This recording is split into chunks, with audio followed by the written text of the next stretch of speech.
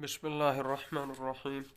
حضرت سلمان رضی اللہ تعالیٰ عنہ کہتے ہیں کہ میں نے حضور اقدس صلی اللہ علیہ وسلم سے پوچھا کہ وہ 40 حدیثیں جن کے بارے میں یہ کہا ہے کہ جو ان کو یاد کر لے جنت میں داخل ہوگا وہ کیا ہے؟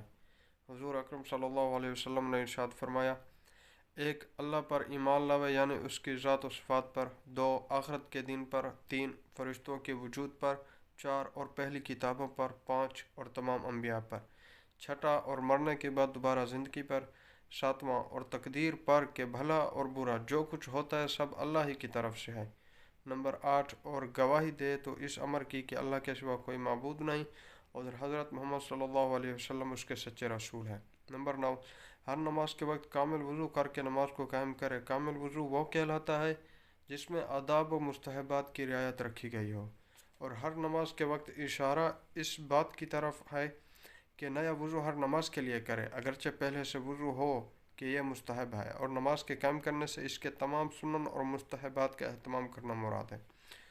چنانچہ دوسری روایت میں وارد ہے، یعنی جماعت میں صفوں کا ہموار کرنا کہ کسی قسم کی کجی یا درمیان میں خلا نہ رہے، یہ بھی نماز قائم کرنے کے مفہوم میں داخل ہے۔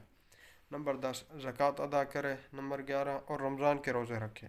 نمبر 12 اگر مال ہو تو حج کرے، یعنی اگر جانے کی قدرت رکھتا ہو تو حج بھی کرے، چونکہ اکثر معنی مال ہی ہوتا ہے اس لیے اسی کو ذکر فرما دیا، ورنہ مقصود یہ ہے کہ حج کے شرائط پائے جاتے ہوں تو حج کرے۔ نمبر 13 12 رکعت سنت مؤکدہ روزانہ ادا کرے۔ اس کی تفصیل دوسری روایات میں اس طرح آئی ہے کہ صبح سے پہلے 2 رکعت، ظہر سے پہلے 4 رکعت، ظہر کے بعد 2 رکعت، مغرب کے بعد 2 رکعت، عشاء کے بعد 2 رکعت۔ نمبر 14 اور وتر کو کسی رات میں نہ چھوڑے چونکہ وہ واجب ہے اور اس کا اہتمام سنتوں سے زیادہ ہے۔ نمبر 15 اور اللہ کے ساتھ کسی چیز کو شریک نہ کرے۔ نمبر 16 والدین کی نافرمانی نہ کرے۔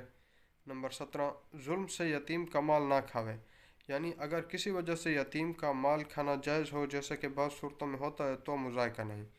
نمبر 18 شراب نہ پیے۔ 19 زنا نہ کرے۔ 20 جھوٹی قسم نہ کھائے۔ نمبر 21 جھوٹی گواہی نہ دے۔ نمبر 22 خواہشات نفسانیہ پر عمل نہ کرے۔ نمبر 23 مسلمان بھائی کی غیبت نہ کرے، اور نمبر 24 عفیفہ عورت کو تہمت نہ لگائے، اسی طرح عفیف مرد کو بھی۔ نمبر 25 اپنے مسلمان بھائی سے کینہ نہ رکھے۔ نمبر 26 لاہ و لعب میں مشغول نہ ہو۔ نمبر 27 تماشائیوں میں شریک نہ ہو۔ نمبر 28 کسی پستہ قد کو عیب کی نیت سے ٹھنگا مت کہو، یعنی اگر کوئی عیب دار لفظ ایسا مشہور ہو گیا ہو کہ اس کے کہنے سے نہ عیب سمجھا جاتا ہو نہ عیب کی نیت سے کہا جاتا ہو، جیسا کہ کسی کا نام بدہو پڑ جاوے تو مذائقہ نہیں، لیکن تان کی غرض سے کسی کو ایسا کہنا جائز نہیں۔